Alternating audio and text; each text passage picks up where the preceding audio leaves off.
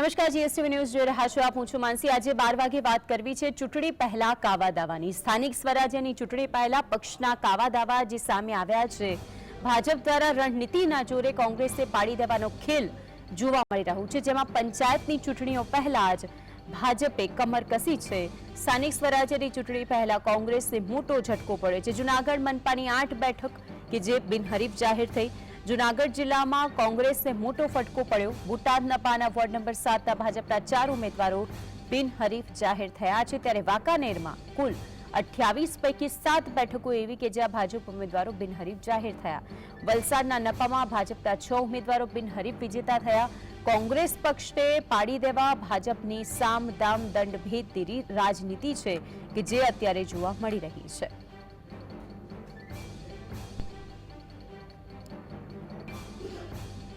તો આખરે કયા કારણસર બેઠકો બિનહરીફ જાહેર થઈ તેની વાત કરીએ તો એવું તો શું થયું કે આ બેઠકો બિનહરીફ જાહેર થઈ છે.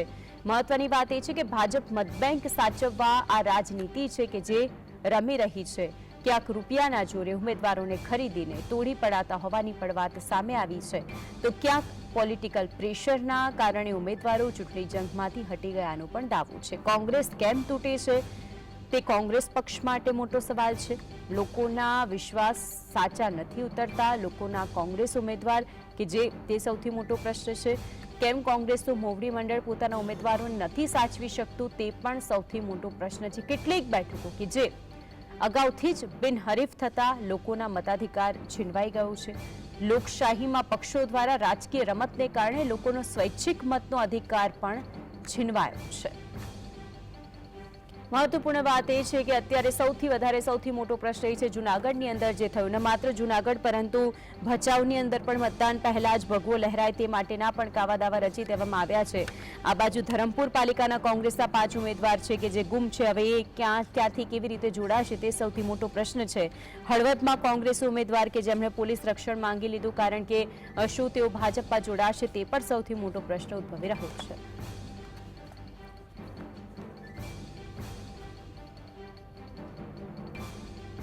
તો આજ અંગે વધુ માહિતી સાથે અને વધુ માહિતી આપવા માટે આપણી સાથે જોડાઈ ગયા છે રાજકીય વિશ્લેષક પ્રશાંત ગઢવી. પ્રશાંતભાઈ, સ્વાગત છે આપનું જીએસટીવીમાં.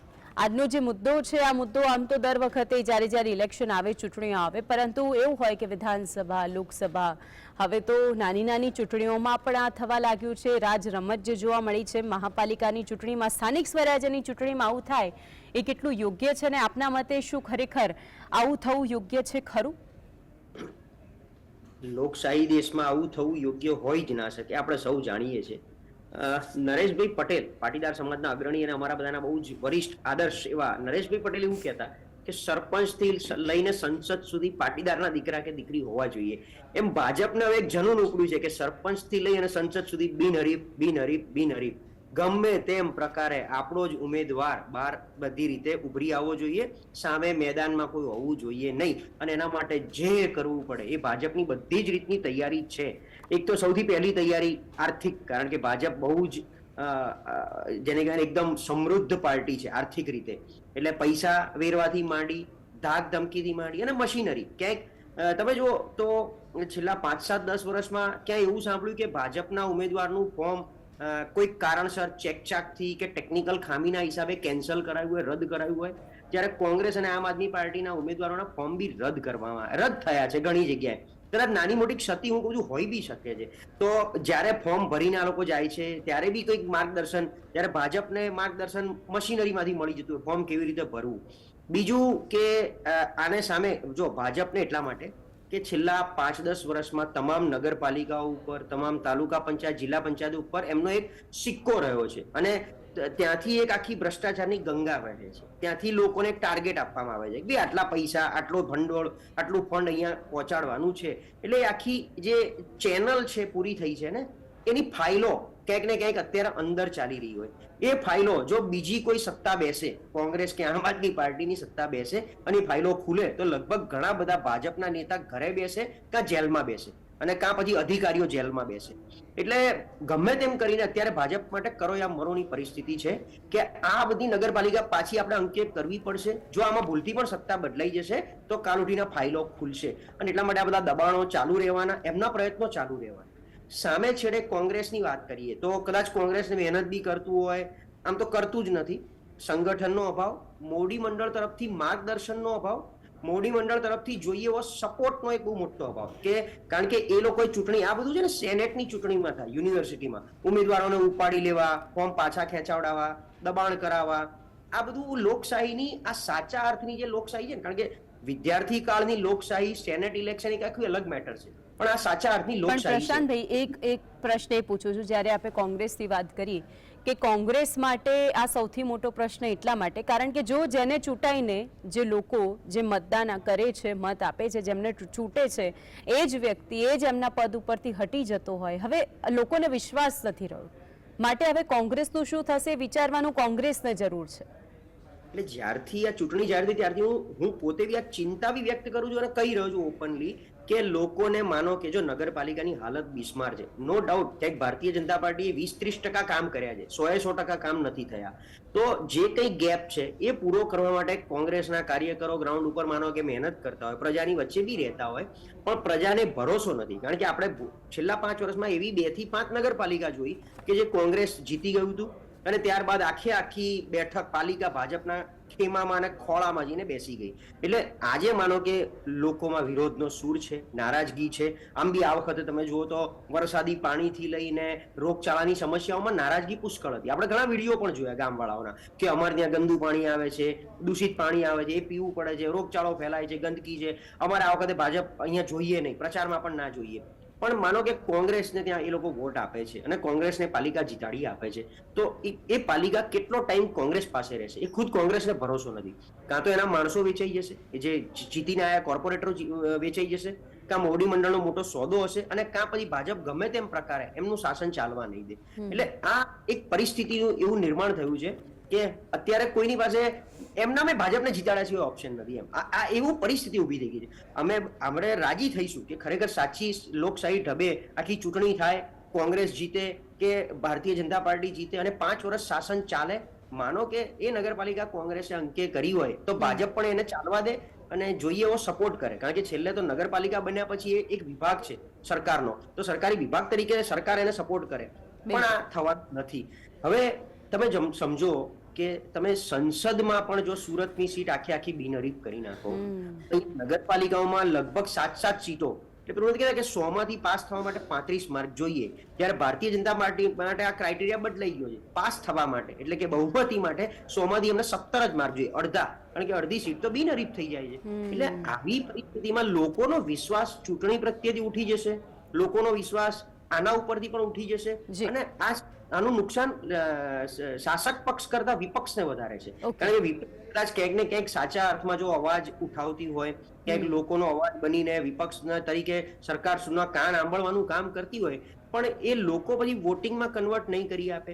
આ બધું જે થાય છે એના હિસાબે ઇવન મને એવું લાગે છે કે જ્યાં સાચા અર્થમાં મતદાન થતું હશે એનાથી પણ લોકો અળગા રહે છે આ બધી વસ્તુથી, અને મત આપવા નથી જતા, ભલે નગરપાલિકા આટલી નાની હોય છે. એટલે આનો ઇલાજ શું છે? એક જનતાની જાગૃતિ, બીજી ક્યાંક ને ક્યાંક મને એવું લાગે છે ભાજપે પણ હવે અંદરનો રામ જગાડવો પડશે, સાચા ભાજપને જગાડવું પડશે કે આ બધું ક્યાં સુધી કરીશું, કેમ કરી રહ્યા છે, એનો કોઈ એમની પાસે જવાબ નથી. બસ અત્યારે જનૂન છે અને ઉપરથી મેન્ડેટ છે કે કમ્પ્લીટલી કોંગ્રેસને નાબૂદ કરી નાખવું આખા દેશમાં. તો આ કરીને પણ એ શું મેળવી લેવા માંગે છે એ મને હજી સમજણ નથી પડતી. એટલે એક ભાજપનો માયલો રામ જાગે, બીજું કોંગ્રેસી સાચું કોંગ્રેસ બની અને નિષ્ઠાવાન કોંગ્રેસ બની અને પક્ષને મોટો કરવાનો પ્રયત્ન ગુજરાતમાં હાઈ કરતા પણ હાઈ ટાઈમ, કારણ કે ટાઈમ તો જતો રહ્યો છે. જ્યારે કોંગ્રેસની આપે વાત કરી છે અને જૂનાગઢની ખાસ કરીને આપણે પરિસ્થિતિની વાત કરીએ પ્રશાંતભાઈ, તો આપણી સાથે જૂનાગઢથી રાજકીય વિશ્લેષક સંજીવભાઈ જોડાઈ ગયા છે. સંજીવ મહેતા. સંજીવભાઈ, સ્વાગત છે આપનું જીએસટીવીમાં. પ્રશાંતભાઈને આપણે સાંભળ્યા છે, એમણે ઘણા બધા મુદ્દાઓ એવા કીધા કે ખરેખર તેના ઉપર ગંભીર ચર્ચા કરવી એ સૌથી મોટો અને મહત્વનો મુદ્દો છે. સૌથી પહેલા તો વાત કરી કે જૂનાગઢ કોંગ્રેસમાં એવું તો શું થયું કે એક પછી એક જે બેઠકો બિનહરીફ જાહેર થઈ છે, એવું શા માટે? આપના મતે ત્યાંનું શું એવું રાજકીય ગણિત હતું કે જે કોંગ્રેસ માટે બગડી ગયું? જી આભાર જીએસટીવી નો. સૌપ્રથમ તો હું જૂનાગઢ જીએસટીવી ની જે અખબારની ટીમ છે, ગુજરાત સમાચાર અખબાર, એને હું અભિનંદન આપીશ. કારણ કે એને આખી વાતે એટલી જુદી રીતે પ્રસ્તુત કરી છે કે 8 બેઠક બિનહરીફ થઈ અને આવી રાજકીય તડજોડ તો આખા ગુજરાત કે આખા દેશમાં થતી હોય છે. પરંતુ જુનાગઢ ગુજરાત સમાચાર અખબારે એક એવી વાચા આપી છે કે 8 બેઠક બિનહરીફ થવાને કારણે 32,952 મતદારોનો મતાધિકાર છીનવાઈ ગયો. આ એક લોકશાહી માટે બહુ મોટી વાત છે કે તમે એવા નિર્ણય લો, એવી તડજોડ કરો કે એક સાથે 32,000 જેટલા મતદારો કે જે છેલ્લા 5 વર્ષથી રાહ જોતા હોય કે ક્યારે અમે અમારા ચહિતા ઉમેદવારોને મત આપીએ, આ ઉમેદવારો આ મતદારોનો મત છીનવાઈ જાય, આવી રાજકીય તડજોડ કેટલા અંશે છે.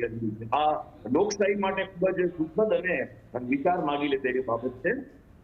વાત કરીએ કોંગ્રેસ પક્ષની, તો અંદર ખાનેથી એવી ચર્ચા ચાલી રહી છે કે કોંગ્રેસના ઉમેદવારોએ જ્યારે ફોર્મ ભર્યા ત્યારે અંદર ખાને નક્કી હતું કે આ ઉમેદવારો સમય ફસકી જશે અને આટલી બેઠકો બિનહરીફ થશે. એટલે જેમ અમારા પ્રશાંતભાઈ રાજપૂતની વાત કરી કે કોંગ્રેસ માટે જેમ અસ્તિત્વ ટકાવવાનો પ્રશ્ન છે એ અહીં જુનાગઢ મહાનગરપાલિકાની ચૂંટણીમાં પણ જોવા મળી રહ્યો છે. કારણ કે 8 બેઠક બિનહરીફ થઈ ચૂકી છે. એક ઉમેદવારે ભાજપને સમર્થન આપીને નામાંકન પત્ર ખેંચી લીધું છે. આમ વાત કરીએ તો 9 બેઠક તો ભાજપના કિસ્સામાં ઓલરેડી મતદાન પહેલા ચાલી ગઈ છે. હજુ આજે ઉમેદવારી પત્ર પાછો ખેંચવાનો છેલ્લો દિવસ છે. એટલે 3-4 વાગ્યા સુધીમાં હજુ 1-2 વિકેટ પડે તેવી સંભાવના જોવાઈ રહી છે. સૌથી વધારે જુનાગઢના જે મતદારો છે તેમનું શું મત જોવા મળી રહ્યું છે સંજીવભાઈ, એ સૌથી મોટી વાત છે. કોંગ્રેસ માટે અને ભાજપ માટે, આ બંને માટે આપના મતે જે પક્ષ છે તેમની આ રાજનીતિ તેમને કેટલી અસર પહોંચી ગઈ છે, શું કહેવું છે જુનાગઢના મતદારોનું? સાચી વાત છે. મતદારો આમ તો ભાજપને મત આપતા એવા છીએ ને કોર્પોરેશન બન્યા પછી માત્ર એક વખત કોંગ્રેસનું શાસન આવ્યું છે. એ સિવાય 4 વખત લોકોએ બીજેપીને મત આપીને ભાજપનું શાસન લઈને આવ્યા છે. પાછલા વર્ષની વાત કરીએ તો જુનાગઢમાં ભૂગર્ભ ગટરના કામ અને કેટલાક વિકાસના કામો થયા, જેને કારણે લગભગ છેલ્લા 2-2.5 વર્ષથી જુનાગઢ વાસીઓ તૂટેલા રસ્તા, બિસ્માર્ક રસ્તા અને એને કારણે ઘણી બધી યાતનાઓ ભોગવી રહ્યા છે. 22મી જુલાઈ 2023ના રોજ પાણી આવ્યું, વરસાદ સારો આવ્યો અને ઘણી બધી સોસાયટીઓ પાણીમાં ગરકાવ થઈ ગઈ. ખૂબ જ નુકસાન થયું. વાહનો તણાયા, સ્કૂટર, કાર રમકડાની જેમ પાણીમાં તણાતા હતા. આ બધો કોર્પોરેશનને કારણે આવું બન્યું છે. આવા મતદાર બીજા છે ને આક્ષેપ પણ છે અને વાત સાચી પણ છે કે કોર્પોરેશનની ક્યાંક ને ક્યાંક નબળાઈને કારણે જુનાગઢ વાસીઓને આ ટર્મમાં ખૂબ જ સહન કરવું પડ્યું છે. એટલે અંદર ખાનેથી એક કરંટ હતો કે કંઈક ને કંઈક આ વખતે ભાજપને નુકસાન થઈ શકે છે. સરકાર બને કે ન બને તો પછીની વાત છે, પણ નુકસાન 100% થઈ શકે એવી સંભાવના હતી ને છે. કારણ કે છેલ્લે ચૂંટણી થઈ 2019માં, એમાં 60 બેઠકમાંથી ભાજપને ભાગે 56 બેઠક આવી હતી. પણ આ વખતે એવું હતું કે 56 બેઠક લગી ભાજપ નહીં પહોંચી શકે. મતદારોમાં પણ રોષ છે, આક્રોશ છે. ઘણા બધા વોર્ડમાં મતદાનના બહિષ્કારના બેનરો લાગી ચૂક્યા છે કે અહીં કોઈ રાજકીય નેતાએ આવું નહીં, અમે કોઈ મત નહીં આપીએ. આ પ્રકારનો એક માહોલ જુનાગઢના 15 વોર્ડમાં જોવા મળી રહ્યો છે. ત્યારે આ વખતની ચૂંટણીમાં ભાજપને ફટકો પડશે એ તો નિશ્ચિત મનાઈ રહ્યું હતું, પણ ગઈકાલે જે તડજોડ થઈ એને કારણે ફરીથી એકવાર મતદારો માને છે કે અમારી સાથે આ રીતે દ્રોહ થયો છે. 32,000 મતદારો મતદાન નહીં કરી શકે, આ બહુ જ દુઃખદ બાબત જુનાગઢ માટે છે. અને એટલા માટે થઈ હવે 16મી તારીખે મતદાન થાય ત્યારે મતદારોનો મિજાજ કેવો રહેશે તો આગામી ચૂંટણીનું પરિણામ જ જાહેર કરશે. મેડમ, બિલકુલ. પ્રશાંતભાઈ, આપની જોડે આવું છું. જે રીતે આપણે સંજીવભાઈને સાંભળ્યા, ત્યાંના મતદારો કે 32,000 જેટલા મતદારો કે જે પોતાના મતાધિકારનો ઉપયોગ જ નહીં કરી શકે. પક્ષની રાજનીતિ, બંને પક્ષોના કાવા દાવાની વચ્ચે એક ઉમેદવાર એવો છે કે જે ઊભો રહે છે, એ જ ઉમેદવાર એવો છે ફોર્મ પણ ભરે છે, ફોર્મ પણ પરત ખેંચી લે છે કારણ કે એને તો બીજેપીમાં જવું છે. આ બધી પરિસ્થિતિ અને આ બધી જ પ્રક્રિયાથી વાકેફ તે પક્ષ ખુદ પણ હોય છે, તો પછી આવું કેમ? જુનાગઢની વાત સંજયભાઈ કરતા હતા, એક વિડીયો બહુ વાયરલ થયો હતો, બાપા ગયા. એમણે વાત કરી ને ગાડી ગરકાવ અને લગભગ તરતી ગાડીઓ, અને એમાં કાયદેસર ફ્લો એટલો બધો હતો. એટલે તમે સમજો, જે બરોડામાં જેમ રકાબીની વાત કરે છે, રકાબીના શેપનું છે બરોડા, જુનાગઢ એના પણ ખરાબ છે. અને એ બાપા ગયાનો એક વિડીયો બહુ વાયરલ થયો હતો અને બાપાને કોઈ બચાઈ નહોતું શક્યું. એટલે પરિસ્થિતિ ખરાબ છે. અને આમ બી તમે સમજો, કોઈ બી નગરપાલિકા એવું નહીં કોંગ્રેસ શાસિત, ભાજપ શાસિત, જે ધ્યાન આપવું જોઈએ એ અપાયું નથી. એટલો આભાર માનીએ કે એમને નગરપાલિકામાં સમાવેશ કર્યો સાવ પેલામાંથી. એટલે પણ જે જનતાએ વાત કરી 32,000ની, હવે હું જે ક્યારનો કહી રહ્યો છું કે આ બાજુ એક જનૂન ઉપડ્યું છે, આ બાજુ અસંગઠન સૌથી મોટું અને નબળું સંગઠન. હવે પ્રજાને વિશ્વાસ ક્યાંથી બેસે? અને સંજયભાઈએ કીધું કે 56 સીટ, ગઈ વખતે હું બી સાક્ષી હતો, 56 સીટ મળી હતી. 18મી આપણે ચર્ચા કરશું. મને પાછો જનતા ઉપર પૂર્ણ ભરોસો છે. તમે સમજો, હું આ ભાજપના પ્રવક્તા તરીકે વાત નથી કરતો, પણ કંઈક તો કોંગ્રેસની અવિશ્વાસ કાં તો ભાજપ પ્રત્યેનો વધુ પડતો આત્મવિશ્વાસ, 60 માંથી 55 સીટો 18મી આપણે ચર્ચા કરતા આવીશું સંજયભાઈ. જો લોકશાહી ઢબે થાય, જે બી હું જીતે, સરકાર, મેયર જેનો બી બને, પણ એક બેલેન્સ જો જળવાઈ રહેતું હોય તો આપણને એવું થાય કે જનતા જાગૃત છે અને ક્યાંક ને ક્યાંક લોકો પણ રાજકીય પક્ષોને અંબાળી રહ્યા છે. પણ એવું નથી થતું હમણાંથી આવતા પરિણામો. ક્યાંક નો ડાઉટ હજી બી મોદીનો ચહેરો, એ મોદીના વચનો પર વિશ્વાસ, મોદી એકાદ કામ 10 કામ કહીને એકાદ કામ કરી આપે છે, એટલે એક કામ થયું એનો પણ સંતોષ માનીને લોકો એ દિશામાં મતદાન કરે છે. અને બીજું કે આ જેટલા વોર્ડો બચ્યા, તમે મેદાનમાં ઉભા રહો, ભલે હું કહું હાર જીત 2 નંબરની છે, પણ મેદાનમાં ઉભા રહીને એકલ દોકલ રન તો લો. જ્યારે આ લોકો સાવ એકલ દોકલ રનની જગ્યાએ પેવેલિયનમાં બેસી રહેવાનો જે પ્રયત્ન કર્યો છે કોંગ્રેસે, એ કોંગ્રેસને નડી રહ્યું છે. આજે કેમ એક તરફી મતદાન થાય છે, કેમ ભાજપને તબલા તોડ બહુમતી મળે છે? કારણ કે મેદાનમાં બી કોઈ નથી હોતું. આવી પરિસ્થિતિમાં એકલ દોકલ જે બિચારો 5 વર્ષ પ્રજાની વચ્ચે ઇમોશનલી રહ્યો છે, કોંગ્રેસનો કોઈ માણસ, હવે માનો કે એવો કોઈ સારો સંનિષ્ઠ કાર્યકર કોંગ્રેસનો હોય, 5 વર્ષ એને વ્યક્તિગત રીતે ધોરણથી કામ કર્યું હોય, તો એને પક્ષે ટિકિટ ના આપી હોય, કારણ કે ઉપરથી પાછું બીજી રીતે ટિકિટ વેચાઈ ગઈ હોય, કોઈકની જોડે સોદો થઈ ગયો હોય, કાં તો કોંગ્રેસના મોવડી મંડળને ગમતો કોઈ વ્યક્તિ મૂકી દીધો હોય, એ જે કે એનું જાતિગત સમીકરણના આધારે. એટલે સાચા કોંગ્રેસી કાર્યકરને કાં તો ટિકિટ ના મળી હોય, જે જીતી શકવા માટે કદાચ લાયક હોય. આ બધી જ પરિસ્થિતિને સમરાઇઝ જો કરીએ, ભાજપના આપણે કોઈ ચર્ચા કરવાનો મતલબ જ નથી રહેતો, કારણ કે એ તો એકદમ જનૂની, અને હવે તો પેલું નથી કહેતા કેમ પેલું કયા મારા અમુક શબ્દો તો જાહેરમાં ન જ વાપરવા જોઈએ, પણ હવે માતેલા સાંડની જેમ બહુમતી લેવા નીકળી ગયા છે. પણ સામે છેડે કોંગ્રેસ હાવ જેને કહે કે કાચબા સસલાની રમતમાં કાચબાની જેમ, ભલે હું કહું છું અત્યારે ધીમી ગતિએ પણ એક ટાર્ગેટ પર પહોંચવાનો પ્રયત્ન એમનામાં દેખાતો નથી. આજે આ વાતને આજકાલ કરતા 10 વર્ષ થઈ ગયા છે, પણ ખબર નહીં સુધારો ક્યારે આવશે.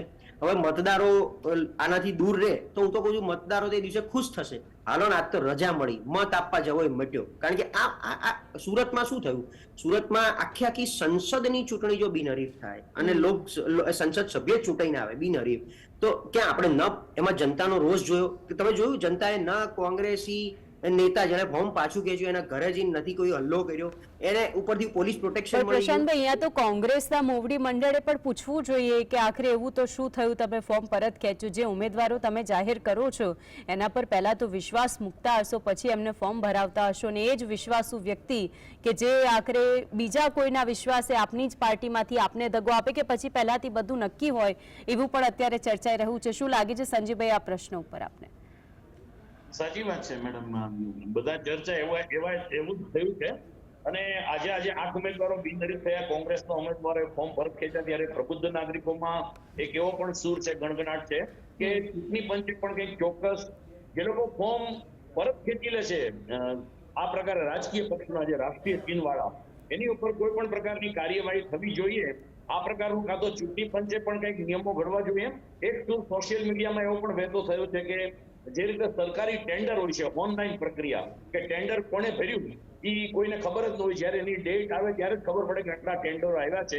એવી રીતે રાજકીય પક્ષો જયારે ઉમેદવારી ભરે ત્યારે એ પણ ગુપ્ત રહેવું જોઈએ, ખબર જ ન હોય કે આ પાર્ટીના કયા ઉમેદવારે ફોર્મ ભર્યું છે, આ પાર્ટીના કયા ઉમેદવારે ફોર્મ ભર્યું છે.